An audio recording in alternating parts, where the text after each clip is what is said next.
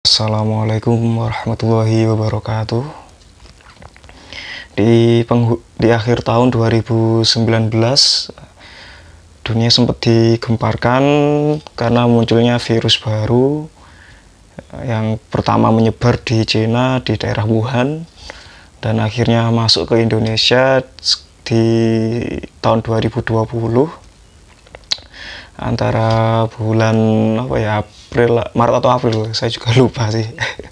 Yang menyebabkan di Indonesia khususnya langsung mengalami lockdown, pembatasan aktivitas itu. Dan imbas dari hal tersebut, pandemi tersebut, saya sempat pesimis. Kemungkinan tahun ini saya tidak akan bisa keliling Pulau Jawa lagi karena kondisi sedang tidak memungkinkan. Tapi seiring berjalannya waktu, saya juga mantau di sosial media bagaimana kondisi di beberapa kota selama pandemi. Akhirnya pada awal Juli, yaitu lebih tepatnya hari Senin tanggal 6 Juli, saya memutuskan untuk touring lagi, keliling Pulau Jawa lagi dengan rute yang kurang lebih sama, yaitu Jember Cirebon PB, karena memang tujuannya juga masih sama, untuk liburan sekaligus juga ziarah Wali 9. Dan sepeda yang saya gunakan waktu itu juga masih sama, yaitu Polygon Stratos S2 dengan grup set yang masih sama juga, kombinasinya juga sama, 5339 untuk kerennya, dan sproketnya 1224. Bannya juga demikian, yaitu ukuran 700 x 23, merek Enda ya, bahan murah, harganya ya 50.000. Untuk makan ya kurang lebih sama sih dengan tahun-tahun sebelumnya. Dengan setiap kali saya touring ya seperti itulah ya, makannya tidak pernah mahal-mahal ya, karena memang punya uangnya segitu, jadi saya harus berhemat. Alhasil dalam seharinya, setiap hari total pengeluaran ya tidak boleh lebih dari 40.000.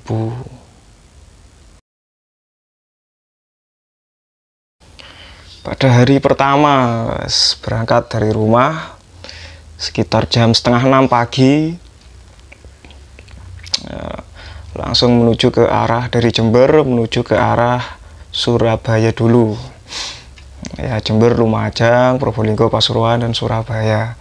Selama di perjalanan memang lalu lintas tidak seramai seperti tahun-tahun sebelumnya, karena memang waktu itu adalah kondisi pandemi. Jalanan juga tidak begitu ramai. Kemudian di beberapa titik juga ada petugas kepolisian itu. Ya, karena seperti yang kita tahu lah ya, waktu pandemi itu kan cukup ketat. Jadi orang asing itu tidak boleh masuk ke suatu kota, apalagi orang-orang yang naik kendaraan kemudian kelihatan membawa barang banyak, atau istilahnya ya orang yang bepergian jauh, itu biasanya dipersulit. Alhamdulillah sih selama perjalanan saya tidak mengalami hal tersebut, karena memang barang yang saya gunakan itu, barang yang saya bawa itu tidak begitu banyak. Ya, standar touring-touring saya yang lain, yaitu saya membawa tas kecil, isinya ya jersey dan bib cadangan satu set, kemudian pakaian bersih atau pakaian suci juga satu set, meliputi sarung dan baju. Nah, sehingga kan tasnya isinya kelihatan sedikit dan petugas pun tidak begitu curiga. Serta ya selama perjalanan saya membawa dan juga memakai masker, karena di beberapa perbatasan itu ada penjagaan, dan apabila tidak menggunakan masker itu ada yang disanksi berupa hukuman, bahkan didenda, dan harus membayar beberapa puluh ribu, ada yang ratusan ribu. Kembali lagi ke pembahasan tadi, jadi saya berangkat dari Jember ke Surabaya. Sesampainya dari Surabaya, langsung seperti biasa ziarah ke makamnya Sunan Ampel. Kemudian setelah dari makam Sunan Ampel itu sore harinya tiba-tiba hujan sangat deras sekali ya, Sehingga saya memutuskan untuk istirahat, neduh dulu sambil menunggu hujan reda. Alhasil saya baru nyampe di Gresik itu sudah maghrib. Oh ya, ketika di Surabaya itu ternyata meskipun pandemi, di makamnya Sunan Ampel itu ternyata masih sangat ramai, tidak ditutup juga waktu itu. Yang penting untuk para peziarah ya harus menggunakan masker. Ketika di Gresik, khususnya di Sunan Giri, ya itu ternyata area makam ditutup. Penutupannya pun ya cukup lama ya, mulai dari awal pandemi, dan beberapa tahun setelahnya, 1-2 tahun setelahnya itu juga masih ditutup ternyata. Jadi di tahun-tahun berikutnya ketika saya ziarah ke sana itu juga ketika tanya ke pedagang dan warga sekitar itu banyak yang ngeluh juga ya. Ngeluh ya karena memang pendapatan mereka ya dari berjualan, pembelinya ya para peziarah atau para pendatang yang ke sana. Alhasil waktu di Sunan Giri saya tidak bisa ziarah langsung di makamnya, jadi hanya di dekat makam saja karena di area makam inti itu ditutup untuk umum. Setelah dari Sunan Giri, saya lanjut di Maulana Malik Ibrahim atau istilahnya Sunan Gresik, yang area makamnya dekat dengan alun-alun Gresik. Di area sana itu juga sama, sebenarnya ditutup. Tapi karena saya ada kenalan orang sana, ya alhamdulillah saya bisa masuk, dan di malam harinya saya memutuskan tidur di sana. Di pagi harinya, berarti di hari kedua, sebelum saya melanjutkan perjalanan ke arah Paciran Lamongan, saya sempat ngobrol dulu dengan beberapa warga di sana, sehingga saya baru lanjut itu agak siang. Kemudian saya berangkat ke arah Paciran. Berbeda dengan tahun kemarin. Kalau tahun kemarin saya dari Gresik ke arah Tuban itu kan lewat Pantura, jadi tembusnya nanti lewat Babat. Di tahun ini, di tahun 2020 saya lewatnya di jalur Dendles itu ya, karena agar segera ziarah ke makamnya Sunan Derajat dan Maulana Ishak. Itu sebelum ziarah ke sana pun di sepanjang jalan itu ada beberapa makam juga yang sama-sama makamnya para penyebar agama Islam ya. Kemudian untuk jalurnya sendiri dari Gresik ke Tuban itu rolling, tapi kalau dari arah selatan itu lebih banyak didominasi oleh tanjakan. Kiri kanannya juga banyak hutan, ada hutan jati dan lain-lain. Itu. Dan ketika di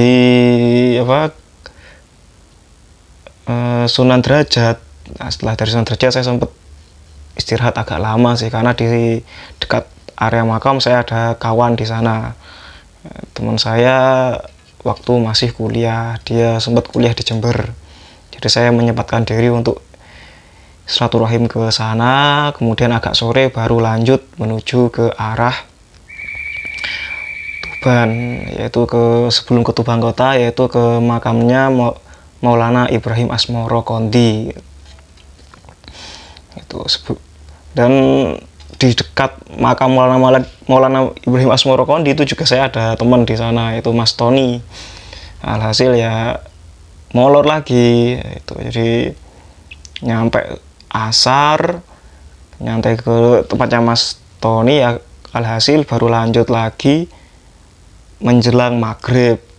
Itu jadi saya baru nyampe di alun-alun kota Tuban itu maghrib, ziarah dulu di Sunan Giri, kemudian baru lanjut ke arah Jawa Tengah. Dan ketika masuk di perbatasan itu kondisinya juga cukup malam sih waktu itu. Jadi jam berapa ya, jam 9 lebih, dan kondisi waktu itu penerangannya juga, senter yang saya bawa itu tidak begitu terang sih waktu itu. Jadi saya memanfaatkan truk-truk yang lewat, Jadi saya goes di belakangnya truk. Karena kan kalau truk itu di belakangnya ada lampu dan kecepatannya truk itu kan konstan biasanya, tidak begitu cepat tapi juga tidak begitu pelan. Dan truk itu biasanya, khususnya truk yang membawa muatan, itu tidak mungkin mengerem, bisa berhenti mendadak. Itu jadi cukup aman. Yang penting tidak ada lubang. Itu karena kan kalau menghajar lubang ya kita yang apes. Apalagi saya yang menggunakan sepeda balap, bannya kecil. Itu. Kemudian sudah masuk di Jawa Tengah. Setelah dari Pondok Sarang itu jam berapa waktu itu ya? Jam 10 malam lebih kayaknya itu. Antara jam 10 atau hampir jam 11 itu saya sempat ketemu teman sih. Ya teman baru kenal. Jadi mungkin karena tahu loh ini ada anak sendirian tengah malam goes, itu langsung dipanggil, disuruh berhenti untuk istirahat dulu di sana. Ternyata itu nama orang yang ngajak saya berhenti itu adalah Mas Andi dan juga ada Mas Tony, dan ternyata dia juga sama-sama pesepeda. Itu sempat ngobrol agak lama, kemudian baru lanjut menuju ke arah Lasem. Dan karena sudah terlalu malam, jadi saya memutuskan untuk tidur di musola yang berada di dekat Pasujudan Sunan Bonang. Dan di pagi harinya, di hari ketiga, melanjutkan perjalanan dari Lasem menuju ke arah Semarang. Untungnya saya waktu di Lasem itu kan pagi hari, alhasil tidak begitu mengalami masalah, karena di daerah sana seperti Lasem, Rembang, Pati, wah itu kan kalau siang kondisinya sangat panas ya, karena di daerah Lasem dan Rembang itu kiri kanan, khususnya Rembang, kiri kanannya itu ada tempat garam, budidaya garam lah mungkin istilahnya. Di daerah tersebut kan biasanya kalau siang itu panas, kalau enggak gitu anginnya sangat kencang. Di tahun kemarin, di tahun 2019 waktu saya lewat sana itu saking kencangnya angin di sana, tiupan angin di sana itu membuat sepeda saya agak oleng. Agak oleng ke kiri waktu itu. Alhamdulillah, karena waktu menuju ke Lasem juga malam. Itu di sana juga kalau siang cukup panas, jalan juga nanjak. Ini ketika untungnya pagi dari Lasem menuju ke makamnya Sunan Muria dulu di Gunung Jolo. Dan perjalanan di sana ya pas sih, ketika nanjak cuacanya juga sangat panas waktu itu karena sudah siang. Hanya saja ya tanjakannya saya sudah paham karena tahun kemarin sudah ke sana, dan sesampainya di Sunan Muria kondisinya cukup sepi waktu itu karena memang pandemi.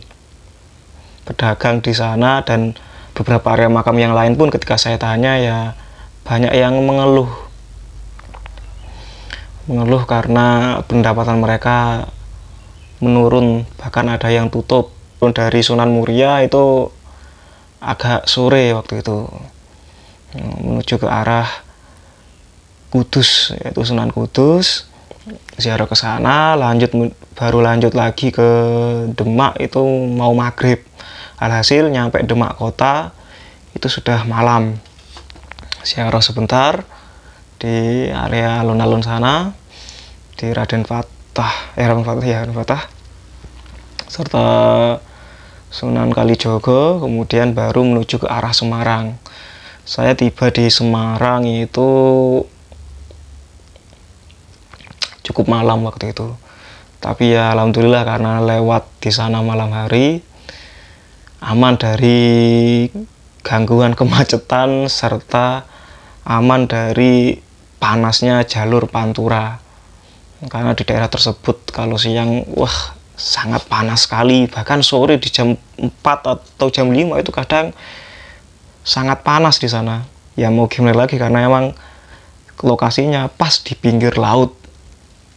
Sesampainya di Semarang, sebelum Semarang kota itu ada makamnya Syekh Jumadil Kubro. Saya ziarah dulu di sana dan memutuskan untuk tidur di masjid dekat makamnya Syekh Jumadil Kubro. Pagi harinya yaitu di hari keempat. Nah, ini rutenya dari Semarang menuju ke Cirebon. Alhamdulillah di tahun ini saya ketika lewat di Alas Roban itu kondisinya masih pagi ya, menjelang siang.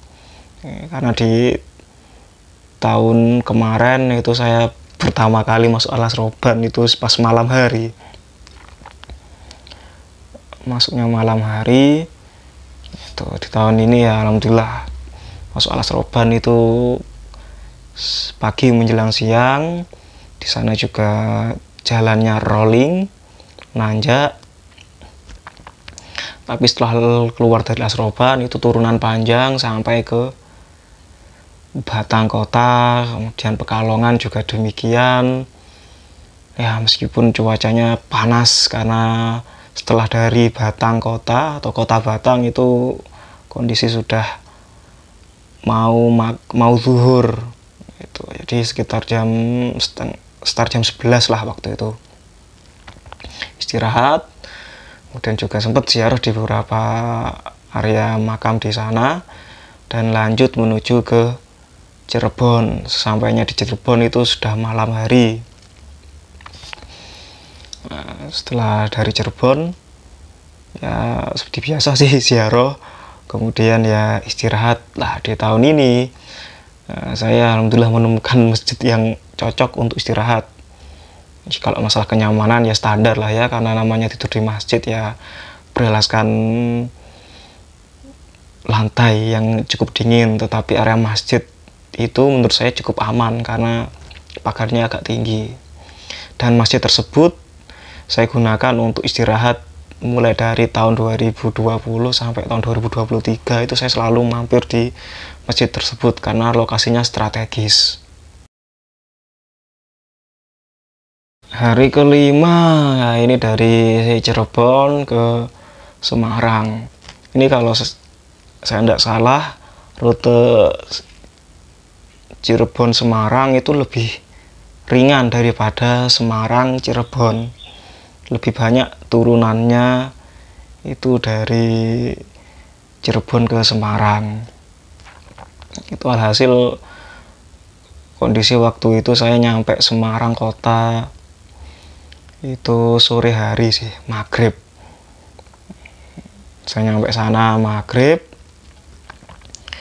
dan memutuskan untuk istirahat di sebuah pom bensin karena kayaknya tempatnya cukup enak untuk tidur di sana.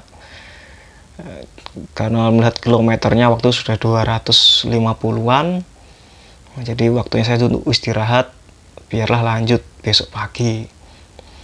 Jadi di hari kelima itu untuk waktu istirahat sangat cukup ya. Jadi mulai dari setelah Isya lah, sederhana setelah Isya bisa istirahat dan subuhnya baru bisa nyicil lanjut perjalanan. Hari ke-6 ini yang menjadikan tahun ini berbeda dengan tahun kemarin rutenya ya. Jadi kalau di tahun kemarin itu kan full Pantura, di tahun ini tahun 2020 di hari ke-6 ini saya lewat jalur tengah. Jadi dari Semarang menuju ke arah Solo lewat Salatiga.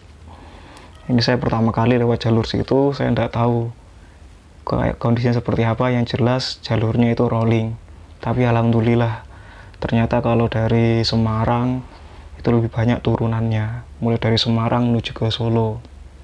Sampainya di Solo saya sempat mampir di rumahnya teman saya, itu Mas Abid yang dulu sempat kuliah di Jember. Sempat istirahat cukup lama ya, mulai dari sebelum asar sampai setelah asar, baru kemudian lanjut menuju ke arah Ngawi.